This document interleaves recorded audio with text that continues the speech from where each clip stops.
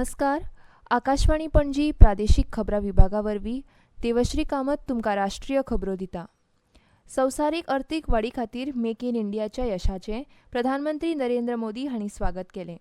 Social media वरवीं make in India भारताच्या अर्थवेवस्थेक संवसारीक पांवड्यार कशें व्हरता ताची झलक शॅर केल्या. UK, जर्मनी आनी नेदरलँडांत निर्यातीत वाड जाल्ल्यान भारतीय सायकलींनी संवसारीक पांवड्यार खळबळ घाल्या अशें तातूंत म्हळां. बिहारांत तयार केल्ले बूट आतां रशियन सैन्याचो भाग आसा, जे भारतीय उत्पादनाची अनपेक्षीत संवसारीक प्रभाव दाखयता. हो टप्पो आंतरराष्ट्रीय संरक्षण बाजारपेठेंतलो भारताचो वाडटो प्रभाव आनी उत्पादन क्षमतेची उच्च गुणवत्ता दर्शयता. भारताची UPI प्रणाली आतां जागतीक जाल्या, जाका लागून खुबशा देशांत अखंड डिजिटल फारीकणी करपाक शकतात. भारत आनी रशियेच्या संयुक्त उपक्रमांतली ब्रह्मोस क्षेपणास्त्रां आतां दक्षिण चीन दर्यांत कार्यरत आसात.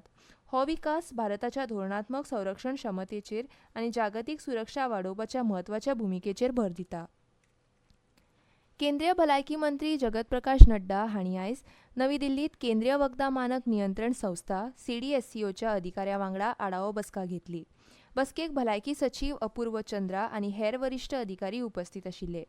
CDSCO देशांतली वखदां, वैजकीय उपकरणां आनी सौंदर्य प्रसाधनांची गुणवत्ता, सुरक्षितता आनी परिणामकारकता नियंत्रीत करता.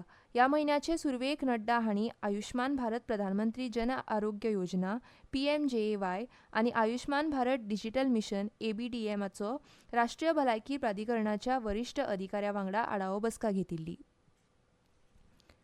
राष्ट्रपती द्रौपदी मुर्मू हांच्या कार्यकाळाच्या पयल्या वर्सांतल्या 75 म्हत्वपूर्ण भाशणांचें संकलन करपी wings to a hope part 1 हें पुस्तक फाल्यां नवी दिल्लींत प्रकाशीत जातलें. केंद्रीय शेती मंत्री शिवराज सिंग चौहान, म्हायती आनी प्रसारण मंत्री अश्विनी वैष्णव हांच्या हाजिरेंत हें पुस्तक प्रकाशीत जातलें. पुस्तक हिंदी आनी इंग्रजी भाशेंतलें आसा.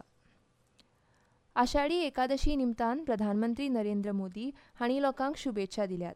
एका सोशल मिडिया पोस्टांत मोदी हांणी भगवान विठ्ठलाचे आशिर्वाद सदांच सगळ्यांचेर उरतले आनी तांकां आनंद आनी समृद्धीन भरिल्लो समाज निर्माण करपाक प्रेरणा दिवची अशी आस्त उक्तायल्या.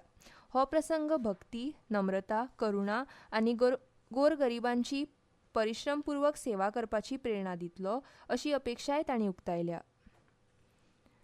आंध्र प्रदेशाचे मुखेलमंत्री नारा चंद्रबाबू नायडू हांणी काल नवी दिल्लींत केंद्रीय घर मंत्री अमित शाह हांची भेट घेतली. भेटी वेळार मुखेलमंत्र्यांनी घर मंत्र्यांक राज्याची अर्थीक परिस्थिती आनी फामाद जाल्ल्या 4 श्वेतपत्रिकांच्या निश्कर्शाची म्हायती दिली. फाटल्या सरकाराच्या कार्यकाळांतले अर्थीक गैरवेवस्थापन, गंभीर अकार्यक्षमताय आनी व्यापक भ्रश्टाचाराक लागून आंध्र प्रदेशाचें लक्षणीय लुकसाण जालां अशें नायडू हांणी अधोरेखीत केलें. राज्याची अर्थवेवस्था पूर्ववत हाडपाक सर्वसमावेशक पूर्णप्राप्ती येवजण तयार करपाक केंद्रीय आनी राज्य दोनूय सहकार्य करतले असो विश्वास तांणी उक्तायलो. 13,000 परस चड यात्रेकरूंनी श्री अमरनाथजींचें दर्शन घेतलें.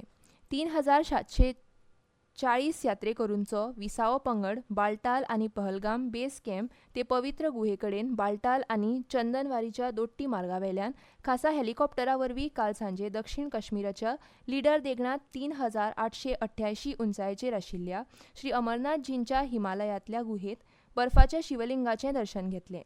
ह्या यात्रेकरूं मदीं 8,500 दादले, 3,236 बायलां, 80 साधू आनी 1,395 सेवा पुरवणदार आनी सुरक्षा कर्मचारी हांचो आस्पाव आसा अशें एका अधिकाऱ्यान सांगलां.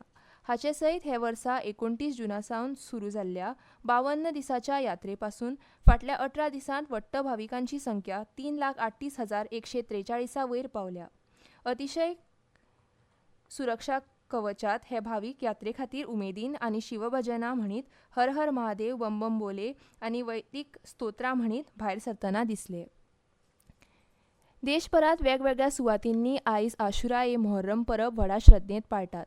हो दीस म्हणजे हजरत इमाम हुसेन, प्रेषित मोहम्मद हांचो नातू आनी तांच्या साथीदारांच्या हौतात्म्याचें प्रतीक, जांणी करबलांत सत्य, धार्मिकता आनी न्याय तिगोवन दवरपा खातीर आपले प्राण ओंपले. हे निमतान ताजिया मिरवणूक काडटात. दिल्लीत जामा मस्जीद, निजामुद्दीन आनी ओखला तशेंच मेहरौली सयत वेगवेगळ्या सुवातींनी मिरवणुको काडटात. आनी इतल्यान ह्यो राष्ट्रीय खबरो सोंपल्यो.